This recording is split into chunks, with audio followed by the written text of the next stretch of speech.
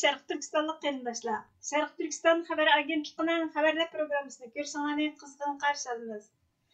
Ən aldı bilan xəbərlərimizdən qısqaça məzmunlarına göz ataylı. Şərq Türkistan sürgündə hökumətinin baş ministeri Salih Xudoyer əpəndi İsrail vaxtı gazetinin muxbirinin ziyaretini qəbul qıldı. Maralbeşi nahiyesidagi turma va jazo lagerlariga qamalgan gunohsizlarning qazo qilayotganligi ma'lum bo'ldi. Tunda tafsili mazmunlarni diqqatingizga sunamiz. Şərq Türkistan sürgündə hökumətinin baş ministeri Salih Xudoyer əpəndi İsrail vaxtı gazetinin muxbirinin ziyaretini qəbul qılıb, Şərq Türkistan müstəqillik görüşüge aloqador so'ralgan savollarga javob berdi. Tafsilotlar 8 iyun kuni İsrail vaxtı gazetida xabar qilinib, mundaq deyildi. 1949 yildan itiboran hokimiyatini Şərq Türkistanda davomlashtirib kelayotgan Xitoy Kompartiyasining Şərq Turkistondagi turk xalqiga yurgizib kelayotgan irqiy qirg'inchilikqa qarshi Amerika, Yevropa Birligi, Shimoliy Atlantik ahdi tashkilotiga o'xshash o'rinlar pat-pat qattiq bayonotlarni e'lon qilib kelayotgan bo'lsa-mu, Xitoyning Şərq Turkiston xalqining kishilik huquqini cheklab, chetga qaqishidan to'sib qola olmadi. Şərq Turkiston sürgündə hökuməti xalqarada Şərq Turkistonga vakillik qiladigan birdan-bir o'rin. Onun baş ministeri Salih Xudoyer Amerikada yashaydigan bo'lib, yoshi kichik bo'lsa-mu, Şərq Turkiston uchun bir qancha yilda xeyli ko'p xizmat qilib, alayda natijalarni qo'lga keltirdi. Uningdan ba'zi savollarni so'rab, javobiga erishdik. Siz Şərq Turkistonning kelgusida mustaqil bo'ladiganligiga ishonamsiz deb so'raganimizda Salih Xudoyer 1945-yili hech kim Yahudilarning irqiy qirg'inchilikdan 2 yil keyin davlatini qurib chiqishiga ishonmaydi. 1987 yili hech kim Sovet ittifoqining ag'dirilib, asr davlatlarning mustaqilligiga erishishiga ishonmaydi. 2022 yilning boshlarida kuchli siyosatchilar va tadbir belgilovchilar Ukrainaning Rossiyaning changaliga tushib qolishini mo'ljallashyapti. Ammo xalqaro qo'llashning natijasida Ukrainadek ojiz kichik bir davlatning Rossiyadek kuchli bir davlatni yengdiganligini ko'rdik.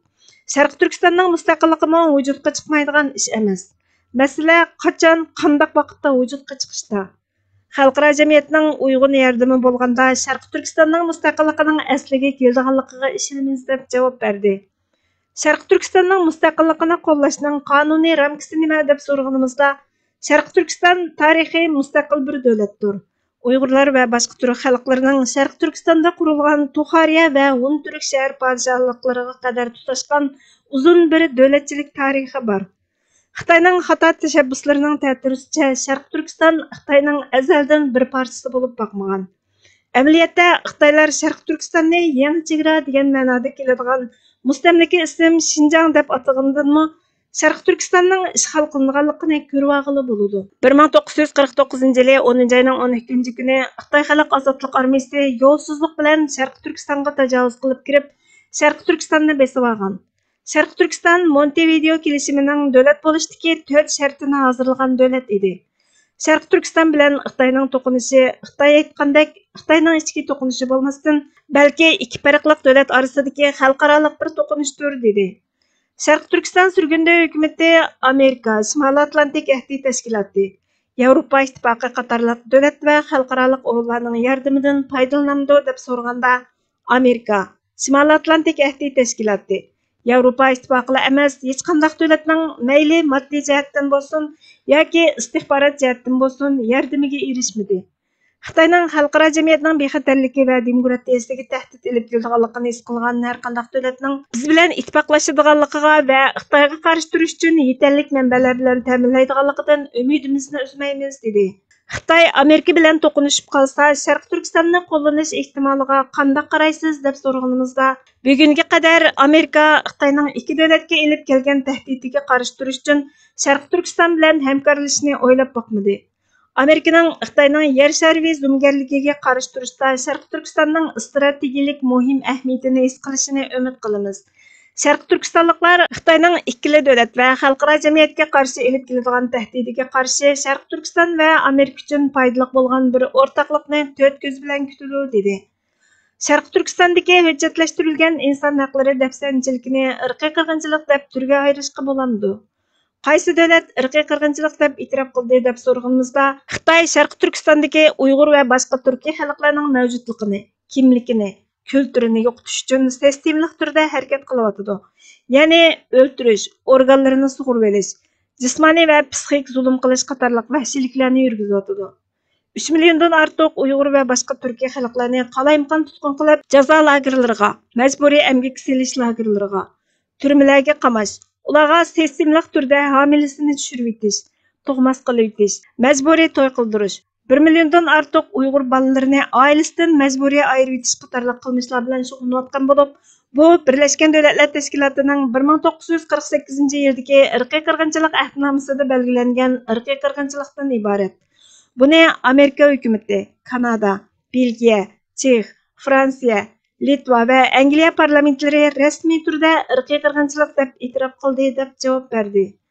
Davlatingiz va xalqingizning adolatga erishish uchun qanday tadbirlarni qo'llanishni o'ylayapsiz deb so'rganimizda, Sharq Turkistonning mustaqilligi uchun kurash qilish bilan birga xalqarodagi qurilishlar va kelishimlar orqali davlatimiz va xalqimizga adolatni elib kelishga tirishyapmiz. Sharq Turkiston surgundi hukumati va Sharq Turkiston Milliy Uyg'unish Tashkiloti Sharq Turkistondagi Uyg'ur va boshqa Turkiya xalqlariga irqiy qirg'inchilik yurgizayotgan Xitoy katiboshlarining jazoga tortilishi uchun 2020 yil 6 oyda Xalqaro jinoiy ishlar sud mahkamasiga arz sundi. Xalqaro jamiyatning Ukraina uchun tirishchilik ko'rsatganidek, Sharq Turkistonning adolatga erishishi, javobgarlarning mas'uliyatining surishti qilinishi uchun yordam qilishidan umidimizni uzmadik. Isroiliya hukumati va parlamentining Sharq Turkiston va Isroiliya davlatining do'stlik va hamkorligini kuchaytiradigan yig'inlarni chaqirishni umid qilamiz deb javob berdi.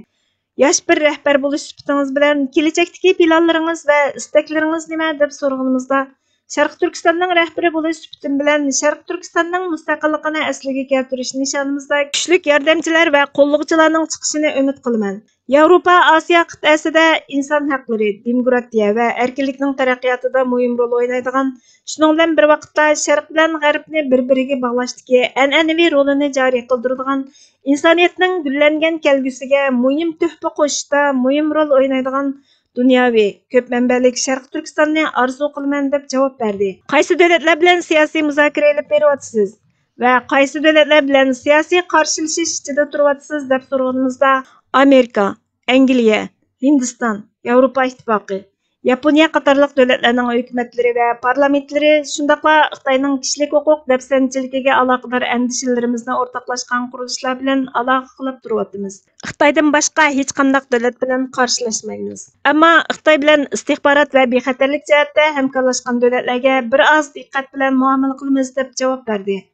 Isroiliya hukumati bilan orangizda har qanday rasmiy uchrashish bo'ldimi deb so'raganda, afsus, Isroiliya hukumati bilan ko'risha olmadik. Ammo Amerikadagi Sharq Turkistonning nachar ahvoliga qarata biz bilan yordamlashgan Yahudi va Isroiliya tarafdori qurilishlar bilan bir necha qatim yig'in va faoliyatlarni olib bordik. Isroiliya hukumati va parlamenti bilan Sharq Turkiston va Isroiliya o'rtasidagi do'stlik va hamkorlikni o'rnatish, rivojlantirish uchun yig'inlarning chaqirilishini umid qilamiz.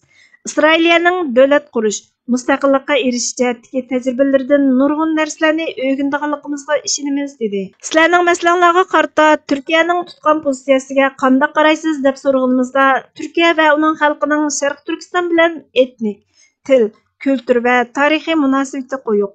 Ammo mustaqillik ko'rishimizni to'salg'iga uchratish uchun Xitoy bilan hamkorlik o'rnatishi kishini bearom qiladi. Turkiya davomlashayotgan irqiy qirg'inchilikni e'tirof qilish va Sharq Turkistonni ishg'ol qilingan davlat deb e'tirof qilish kerak bo'lgan davlat turib, Sharq Turkiston badaliga Xitoy bilan texmo yaqin munosabat o'rnatdi. Shunga Turkiya bilan qo'yiq munosabati bo'lgan ba'zi tashkilotlarning hukumatimizning mustaqilligini asliga keltirish harakatiga buzg'unchilik qilish tirishchiligiga ancha hayron qolmadik. Qandaqla bo'lmasin, biz Turkiyada Atatürkning erkin va mustaqil Sharq Turkiston tasavvurini qabul qiladigan bir qism siyosiy yo'llar va guruhlarning borligiga ishonamiz deb javob berdi. Sharq Turkiston surgundi hukumati o'zining moliya manbasini qanday hal qiladi deb so'raganimizda, tashqi kuchlarning yetarli qo'llashiga erisholmaganlikdan Sharq Turkiston surgundi hukumatining mablag'i kamchil bo'lib, to'liq yoshirin kuchi yo'q. Biz diaspora jamiyatimiz va Sharq Turkistonning mustaqillik ko'rishiga hissdoshlik qiladigan shaxslarning iyonasiga tayinimiz deb javob berdi. Xalqaro jinoiy ishlar sud mahkamasidagi davlatlarning masalasini shaxslar qanday usullar orqali qo'llaydi deb so'raganimizda, Xalq özləri saylab chiqqan vakillarning Sharq Turkistonga xalqaro sud mahkamasi orqali adolat elib kelish va Sharq Turkistonning mustaqilligini asliga keltirish tirishchanligini qo'llash tavsiyasi orqali bizni qo'llaydi va yana fidoyi bo'lish, xalqaro sud mahkamasidagi da'vo uchun i'ona qilish qatorliq usullar orqali qo'llaydi deb javob berdi. Maralbeshi nahiyasidagi turma va jazo lagerlariga qamalgan nurg'unlagan gunohsizlarning hayotidan ayrilayotganligi ma'lum bo'ldi. Erkin Asiya Radiosu'nun 7. iyun günündeki xabariga qaraganda 2017 yılı Xitayning Sharq Turkistondagi Uyg'urlarni va boshqa Türkiye xalqlarini qalayimqon tutqun qilib, jazo lagerlari va turmalarga tashlashdak vahshiy qilmishi natijasida Maralbeshi nahiyasida yashaydigan 70 dan oshgan Najahun va 60 yoshdan oshgan ayoli Mahfiram 2019 yılı 10 yillik muddatli qamoq jazosiga uchragan bo'lib, ayol har ikkilisi turmada qazo qilgan. Maralbeshi nahiyasining Tumshuq yezda saqchixonasida ishlaydigan ismini oshkorlashni xohlamaydigan bir xodimning aytishicha, Tumshuq turmasida hayotidan ayrilayotganlarning soni ko'p ekan.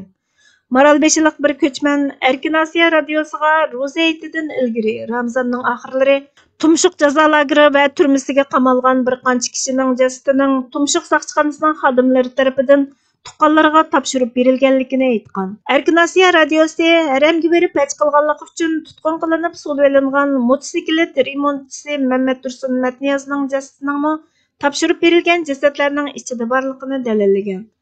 Aniq bo'lmagan ma'lumotlarga qaraganda turmadagi gunohsizlarga buzilgan yemekliklar berilgan ekan. Tajovuzchilarning qalamkashlari va kanaylari. Uyg'unish harakati o'liklar dunyosiga nisbatan hayotlik elib kelsa, tajovuzchilik dunyosiga nisbatan xatar va og'ir tahdid elib keladi. Mustamlika qilingan ellarda uyg'unish uchqunlari o'tirg'a chiqishga boshlagan hamon tajovuzchilar mustamlika qilingan millatlardan o'zlariga sodiq xizmat qiladigan qalamkashlarni, darvishlarni va har xil qiyofatdagi josuslarni yetishtirishga boshlaydi. Mustamlika ideyasini qabul qilgan qalamkashlar, kanaylar va chaparmanlar her zaman uyg'unish ideyalariga to'sqinlik qilishga urinib turdi hamda mustamlika qilingan millatlardagi erkinlik, mustaqillik, kimlik, adolat va qimmat qarash engini burumlashga yoki ojizlashtirishga yoki millatning diqqatini asosliq masaladan boshqa tarafga burashga harakat qiladi. Mustamlika ideyasidagi qalamkashlar barmoqlarini, qalamlarini va tilini tajovuzchilarning planlari va fikrlarini bozorga solish uchun xizmatga soladi. Chunki tajovuzchilar o'zlarining planlarining oshkorlanib qolmasligi uchun o'zlariga vakolatan so'zlaydigan yoki yozadigan setilma qalamkashlarga muhtoj bo'ladi albatta.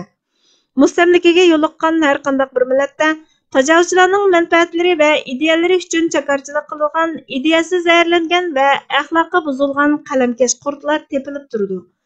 Qalamkash qurtlar mustaqillik ideyasidagi siyosiy iqimlarni ojizlashtirish, sog'lom ideya egalariga qalpoq kiydirish, ular haqida fitna ig'vo tepish orqali ish qilg'izmaslik, sog'lom harakatlarning e'tiborini tushirish hamda parchalashga urinish qatorliq ziyonli ishlarning hammasini qilishdan bosh tortmaydi. Jamiyatshunos mutafakkur Malik Nabiy yozmalaridan o'zindi. Bugungi xabarlarimiz bu yerda oxirlashdi. Bizga vaqt ayirganingiz uchun ko'pdan ko'p rahmat.